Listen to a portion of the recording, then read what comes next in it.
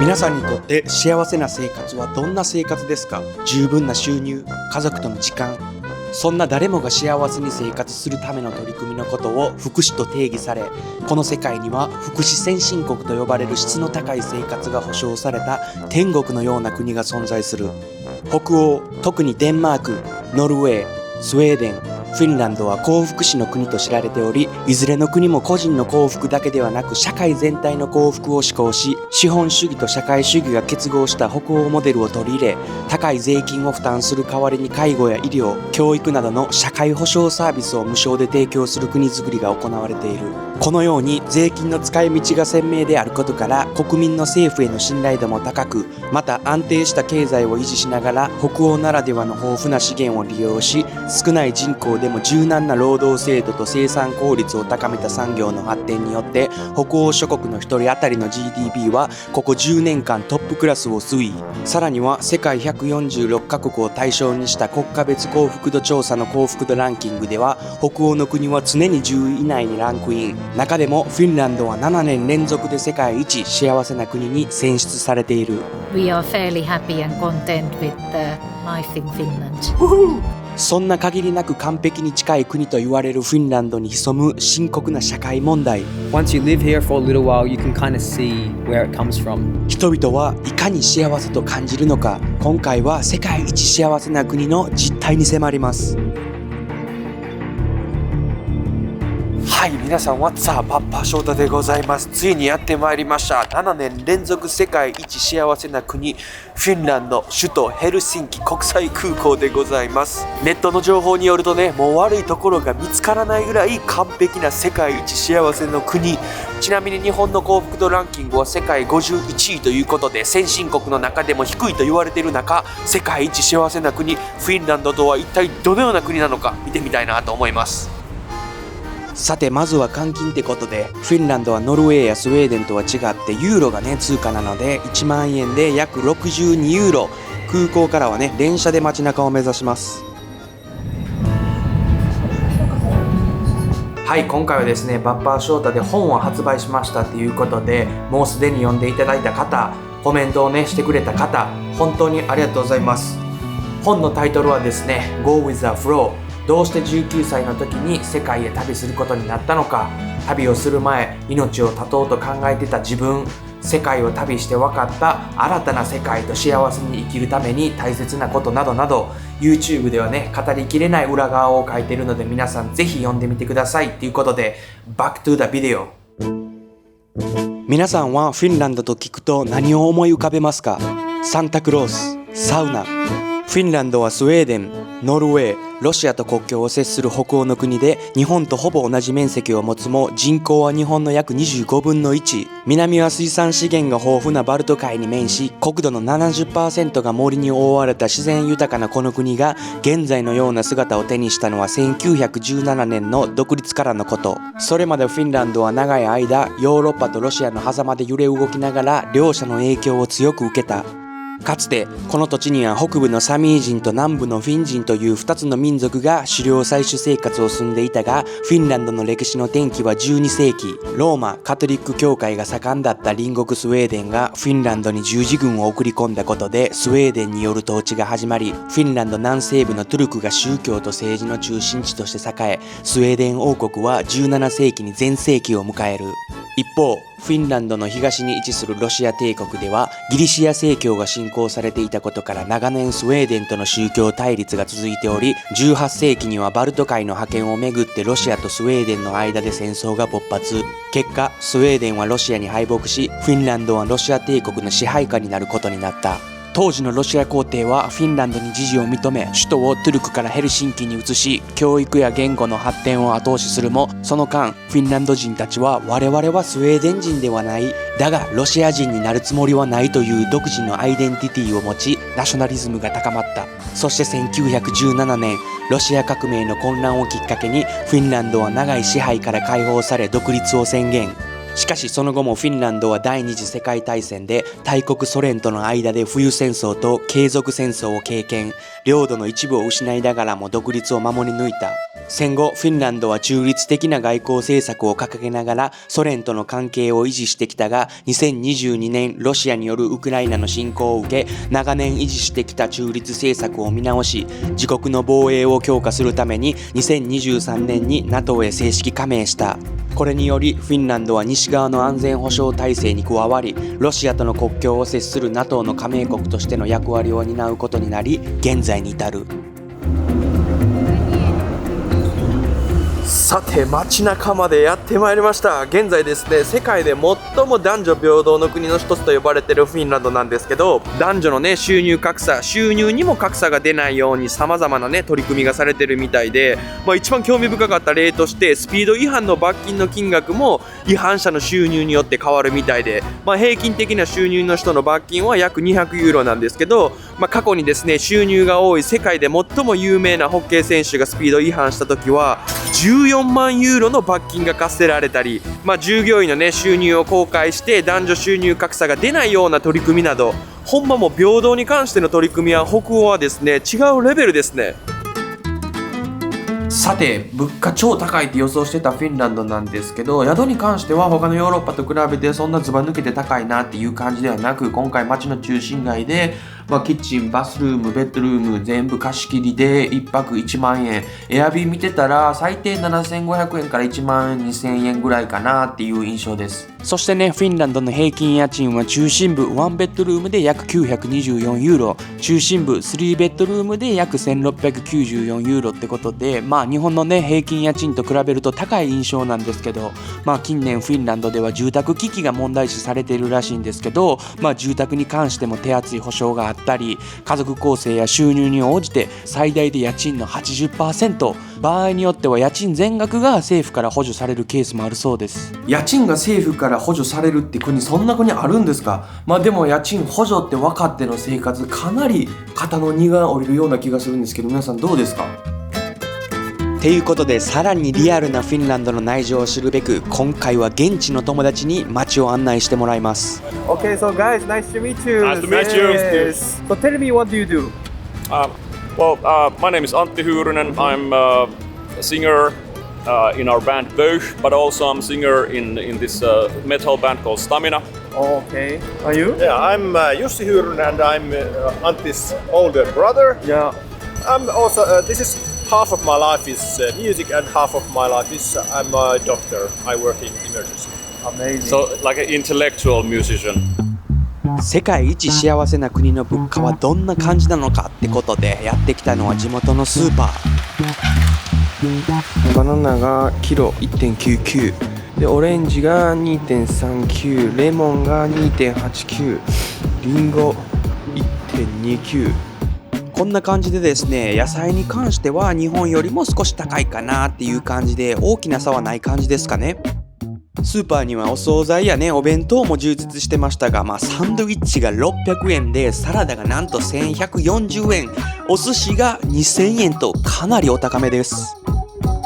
ビールの種類はめちゃくちゃある感じですね。でもめっちゃ高いな。さっき聞いた話によると、アルコールはフィンランドめちゃめちゃ税金が高いんで、エストニアとか他の国に行ってみんな大量に購入して持って帰ってくるみたいです。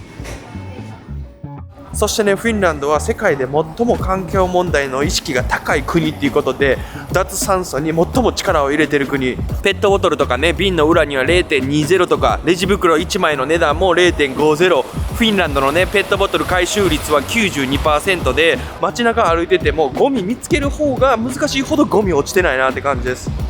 Do you consider why Finland is the world happiest, you think? Well, I think Finland has good education, Yeah. and it's mainly free for everybody. Yeah. And I would say it's quite safe and clean here. そしてフィンランドは教育先進国とも呼ばれ、家庭の貧富にかかわらずみんな質の高い教育をほぼ無料で受けられ、学校の1日の就学時間は小学生で1日4時間、週にたった20時間と世界的に見ても最も短く、限られた時間で集中して勉強するという方針が採用され、競争することよりも学ぶことの意味を理解させる教育を重視していることから、学校では日本などで行われるテストはなし、平等と個性を尊重した教育という目標のもとに教育改革を行った結果、世界的な学力調査では常に上位を占め、フィンランドは世界で最も教育がいい国の一つと呼ばれているそうです。What kind of things do you care to give the education to the kids? We like to think that it's quite holistic education, which means that we should be providing equal opportunities for all. What I mean also that because we don't have the standardized tests, which quite often it narrows down learning too much. And don't get me wrong, you do need those things that are tested globally, which is literacy, maths and science.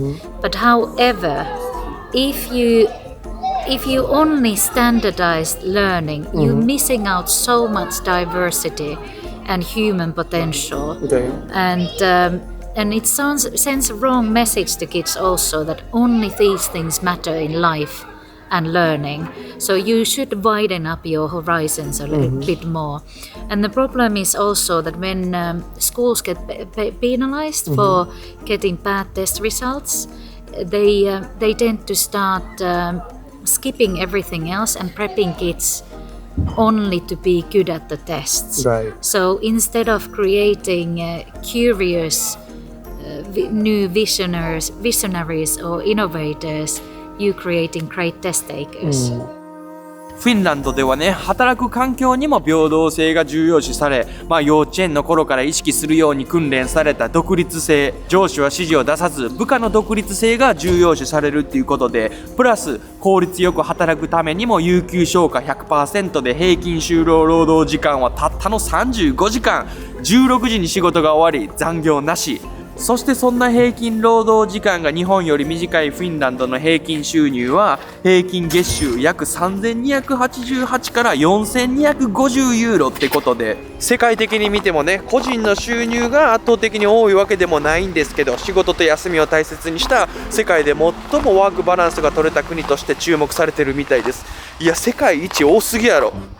しかしこれだけの優れた社会福祉と引き換えに、フィンランドは地球上で最も税金が高い国とも呼ばれ、消費税 24% を含め労働所得に対する税負担は低所得者で実質的に所得のほぼ半分支払い、中流階級は約 55% から 60%、 そして最高所得者は約 70% を国に納めないといけないと。How hard to live here? So, you guys paying quite high tax rate, right? Yeah. But I think it's a good thing because if you get very sick, if you get to the hospital, then it's if you are poor or you don't have insurance, you still have like a chance to get treatment. So are you guys happy to pay high tax? Yes. Wow. これだけのですね、高い税金、国民がですね、政府や社会を信頼しておかないと実現できないとのことみたいで、フィンランドは世界で最もビジネスや政府において腐敗の少ない国の一つっていうことで、国民はですね、政府を信頼する傾向とのことみたいです。So there was this one US economist who said that the Nordic countries are the only countries in the world where, like, some politician can go to the election and say that I'm going to raise taxes and still win. In most other countries that wouldn't be the winning strategy. Sure. But in the Nordic countries, like, people trust that okay, that might be a good idea to raise taxes because then we get more benefits. そしてね、とある調査によると、フィンランドではですね、普段の会話から地位や富、どの郊外に住んでいるのか、子供がですね、どの学校に通っているかなどのね、質問はフィンランドの文化では非常に下品だと考えられているみたいで、フィンランド人はですね、幸福にあまり執着せず、人生におけるごく普通なもの、綺麗な水とか空気、目の前の物事に心を満たし、日常のね、小さなことに喜びを感じ満足することで十分幸せと感じているとのことみたいです。but the fact that Finland is kind of like number one in these rankings, it's not because there will be like more extremely happy people in Finland, but it's more about there be much less extremely unhappy people in Finland. So when the surveys that they use, they have the scale from 0 to 10. In Finland, there's like very little people who put their like ratings anywhere below the midpoint. So 0, 1, 2, 3 or 4. Only a couple of percent, like 2 or 3% of the people are there, and everybody else is at least at the midpoint of the scale. That's kind of the secret to Finnish happiness, in the sense that the government cannot make citizens happy, but government can remove many sources of unhappiness. And I think the Finnish government has been able to do that better than most other governments around the world. そんなフィンランド人の幸せの秘訣の一つにフィンランドの独自の精神が関係していると言われている。それがシス。So what's the sisu for you? Stamina, actually. Stamina means sisu. Yeah, Finnish sisu is a concept. Yeah, endurance and it's a power of will. I think sisu is really important thing, and it's somewhere deep inside of everything. I think it's important. Like we have a power. Yeah, if it's something that if you fall, you just climb up and say, "Perkele." It's a very old Finnish word, and you can even translate it into one word. It means grit, perseverance, passion, integrity even. かつてフィンランドは歴史的に多くの危機から自国を守り抜いてきた。特に第二次世界大戦下のソ連・フィンランド戦争ではマイナス40度の極寒の中、約100万人のソ連軍に対しフィンランド軍はわずか30万人という圧倒的な兵力の差を前に過酷な戦いが繰り広げられた。しかし雪国ならではの巧妙な戦術と粘り強い抵抗によりソ連軍に大打撃を与え、領土の一部は失ったものの国家としての独立を維持できたのはまさにシスの精神が支えていたからだと言われているそうです。Probably the sisu can help in the sense that, because of all of human beings go through various adversities in life. There's going to be periods where things don't go as you want them to go. And so in those situations, having this sisu can help you have this resilience and get through these bad periods in life. So in that sense, it probably has a positive effect. そして専門家によるとシスは単なる精神論ではなくサウナやアイススイミングなどといったフィンランド特有の生活習慣が心身に影響し折れない強い心を作っていると言われているそうで、フィンランドには約330万以上のサウナがあるというまさにサウナ天国。さらにフィンランドはサウナ発祥の地としても有名で、その歴史は約6000年前の狩猟採取生活にまで遡ると言われ、1年の半分以上が冬のフィンランドでは厳しい寒さと労働の疲れを癒すための自然健康法として受け継がれてきた。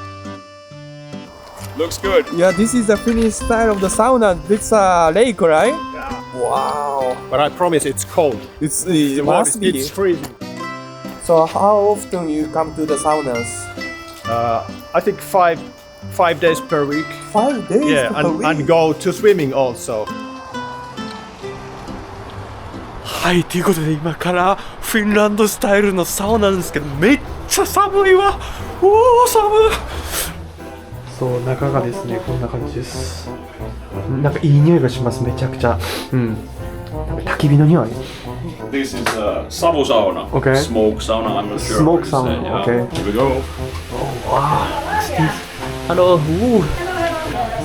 はい、皆さん見えますか？全く見えないと思います。もうスモークばっかりなんで、ここに、石みたいなんかね、火があってめっちゃでもいい匂いです。めちゃくちゃいい匂いで、でここにですね上に座るところがあってみたいな。で男女全員ミックスで入ってるって感じですかね。Burning, man! It's so hot! Oh. Three more minutes. 3 more minutes. 上上がった瞬間ですね、もう全然ちゃうわ、日本のサウナと。もう火なんですかね、肌がですね、もう焼ける感じ。めちゃくちゃ暑い。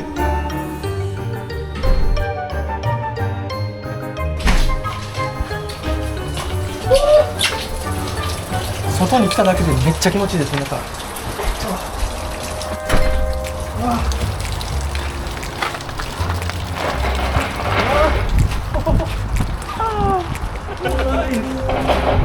Okay, then slowly down. Yeah. know if I got. Here we go. Like that. Oh la la. Man, it's so cold. Kyllä, kyllä.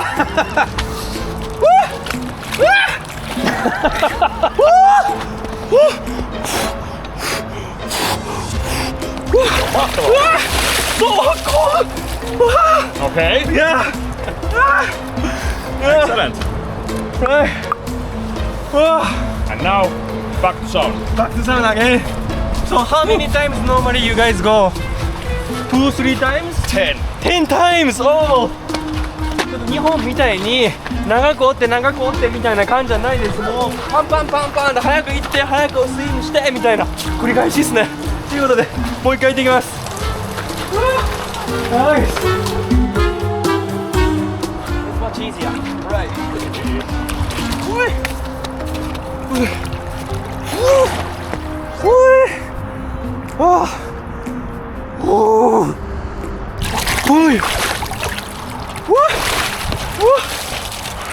Look at this nature! Even the ducks came towards you and we're there. Oh yeah. What is the sauna for you guys? You know what you do? When do you go normally? Usually, isn't it a place where to be quiet? Quiet. But when we go to sauna, we talk a lot about like family issues and also work.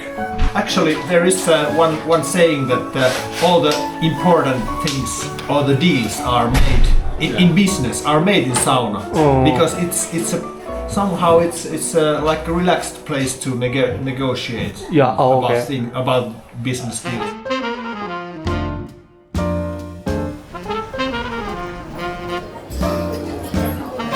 さて皆さん一発目にやってきたフィンランドレストランということで、僕の中ではこうフィンランドの食べ物って全然頭に浮かばない感じなんですよね。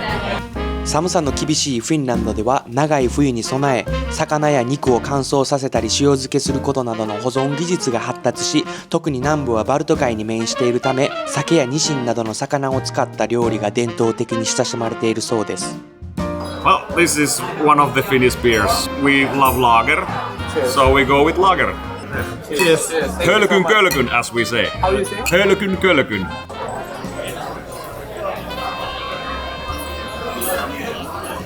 Oh, I like that. Just little fruity, no? Nice.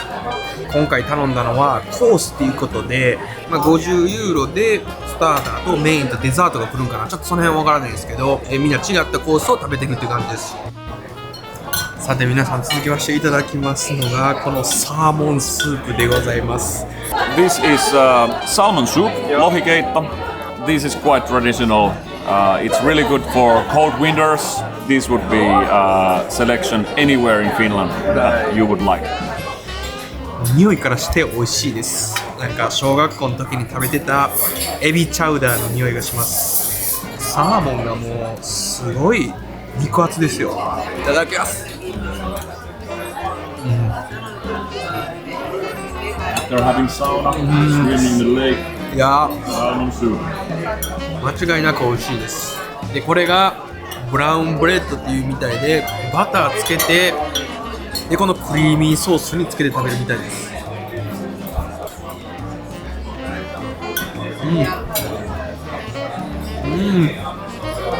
This brown bread is really good with soup. おい。はい、ということで皆さんこれがですねメインコースっていうことでサーモンでございます。そう皆さん見てください。この卵これもうほんまもうトロトロでございます。これをサーモンにつけていただくという。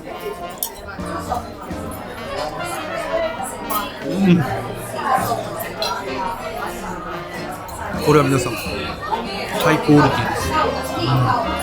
このサーモンの上が炙ってある感じと脂が乗ったサーモンにこのソースとこの卵の黄身をかけるといやもう最高すぎます。うまい。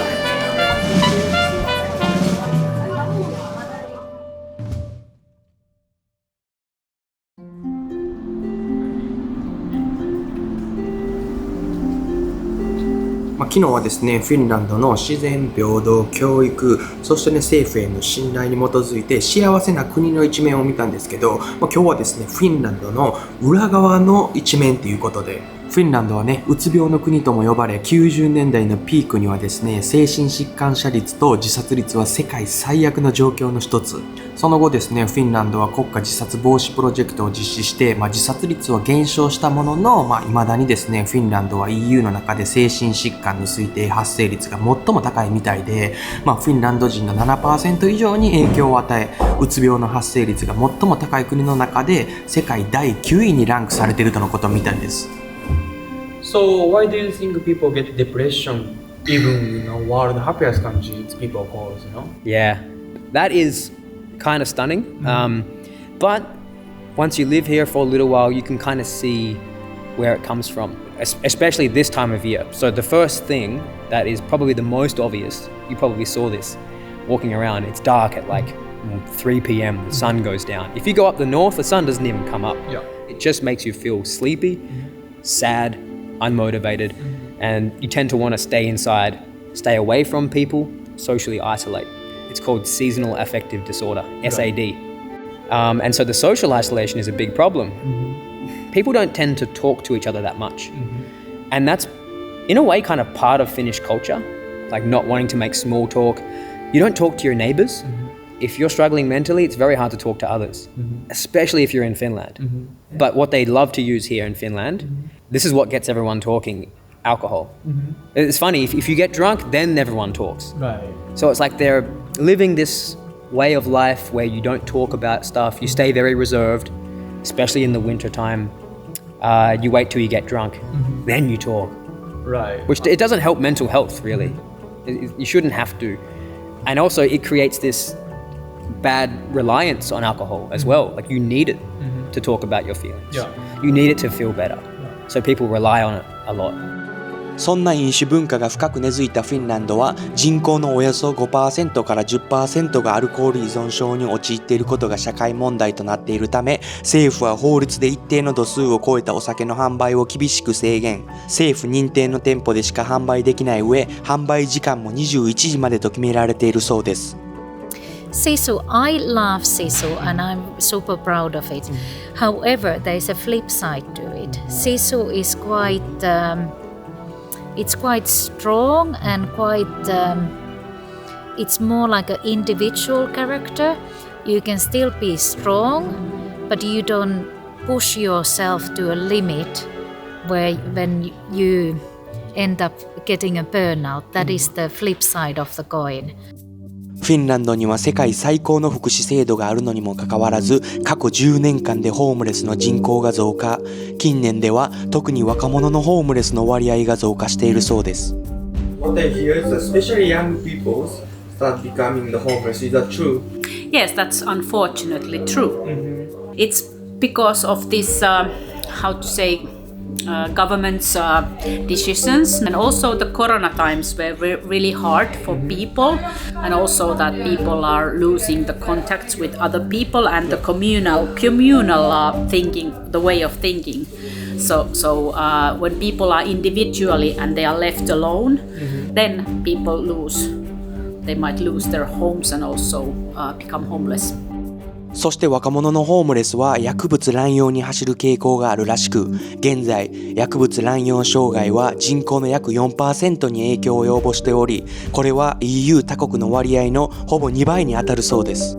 I think like, because when I was growing up, we didn't have no phones or nothing. We went outside and played. And nowadays everybody on their phone. They look at Instagram, right? They see a lot of successful people. It's like a social pressure. It causes a lot of anxiety, and when they don't reach that height, then they start using drugs.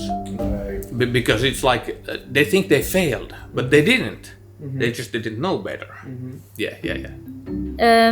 Mental health issues, they should be taken seriously, and I think we talk more about them nowadays, which is good. And the rapid change, not just technology but everything, and I mean all the crises we have. I love the idea of AI and education and technology. I love global education, so in that sense, technology goes hand in hand with that. But at the same time, the dangers are, since AI is so good at faking news and the rest of it, I'm super happy that they are doing things against it. That nowadays they pay more attention to teaching kids how to spot fake news, for instance. That's very important. And this is when creativity and critical thinking becomes really super important competencies in school. しかしフィンランドは薬物乱用治療の提供が他の国に比べて少ないことが問題視されており、公的な医療機関では多くの人が高額な医療費を心配せずに利用できるが、18歳以上は年間自己負担の上限が定められており、また医師不足の理由から緊急を要さない治療における最大の待ち時間は1週間から3週間ってことで、早急な治療が受けれないそうです。For example, if you want a government-assisted therapist, you have to do drug tests because they have to know that, well, are you depressed because you're on drugs? They have to test you for those things. You got to do tests, wait, and then you get maybe a number of sessions paid for over a number of years. You go and do therapy. So you can do the traditional route like that.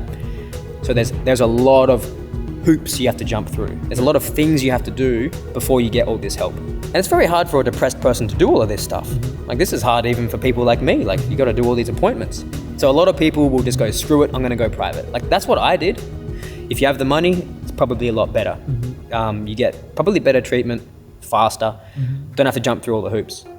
近年ね、フィンランドの経済成長鈍化と少子高齢化社会が世界一幸せな国を悩ませていると。フィンランドはね、ヨーロッパで最も急速に高齢化が進んでいる国の一つってことで、2070年までにフィンランド人の3人に1人が65歳以上になると推定されているみたいで、そしてね、急速な都市化と教育水準の向上により過去10年間の出生数は 23% 減少。結果ね、今まで支えてきた社会福祉制度の存続の危機ってことで、その他ね、経済成長の鈍化の背景にはフィンランドにとって巨大なエネルギー供給源だったロシア情勢による物価の上昇、ロシア産ガスの供給が途絶えた影響で電気代はですね、1年で約 50% 上昇したことや、その他移民やですね、国内需要の減少などにより雇用が激減、都市部のね、住宅費高騰などが国民をですね、悩ませていると。The government we now have a very harsh way of thinking that people should go to work and earn their lives, and if you are not able to do it, if you in a way fail, then they say that okay, we cut your benefits and you have to survive on your own, and it's really harsh way of thinking. So we have like a two-way society. We have people who fail and people who succeed. 世界一幸せな国の光と闇、そんな社会への不満と日々のストレスを人々が発散させている場所があるということで、やってきたのは、はい、ということで今日はですね、アンティのライブっていうことで、見てください、この行列。フィンランドはですね、世界で最もメタルバンドの密度が高い国っていうことで、他の国に比べてですね、天気や環境の中、サウナにね、お酒以外に娯楽が少なく、内面的な人も多いということで、そうしたですね、生活環境の中、社会に言いたいことや不満、悩みをヘビーメタルとしてですね、解放し浄化するそうです。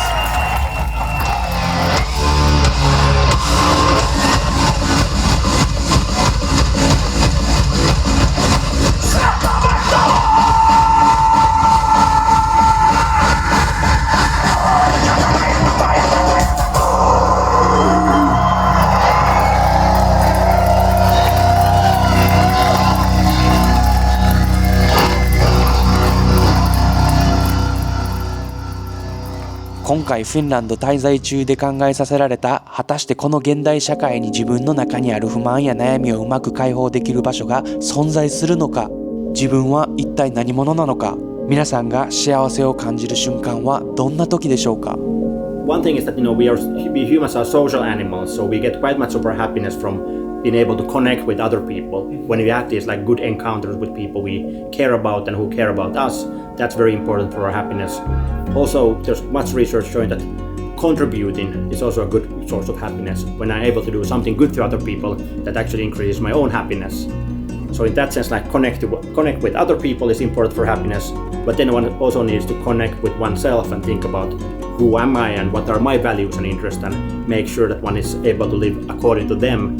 So in those cases, when you're able to find your own things, be able to do them in your life, and then also connect with other people. 現代社会当たり前になりすぎてなかなか見えない周りを見渡してみると見える小さな幸せ、そして便利さの裏に潜んでいる危険。 Because we have everything we need. Because the government provides help for you. You know, we're a rich, wealthy nation. If you need psychological help, you can go to the government and get help. If you're poor and have no food, you can go to the government and get food. You don't turn to your friends and family for help because you don't need to. And I think having too much that the government can provide, it takes the necessity away from the community now. So now you don't need each other. I would say some countries and societies need more social help, but the lack of social help might actually be what holds people together. 今回のですね、滞在で自分自身を再びね、見つめ直す滞在になりました。ということで、世界一幸せな国、フィンランドからでございます。動画がええなと思ったらチャンネル登録のほどよろしくお願いします。ということで、アディオス。